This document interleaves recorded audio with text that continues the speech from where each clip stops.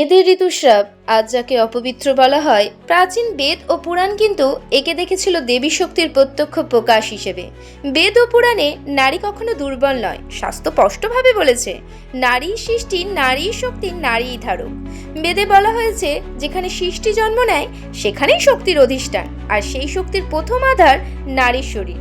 ঋতুস্রাব কোনো অভিশাপ নয়, বেদের দৃষ্টিতে এটি সেই পবিত্র সময় যখন নারী শরীর নিজেকে শুদ্ধ করে, পুরনো শক্তিকে ত্যাগ করে নতুন সৃষ্টির জন্য প্রস্তুত হয়। পুরাণে উল্লেখ আছে এই সময় নারীদের বিশ্রাম দেওয়া হতো, তাদের গৃহকর্ম ও দায়িত্ব থেকে মুক্ত রাখা হতো, অবহেলার জন্য নয়, সম্মানের জন্য।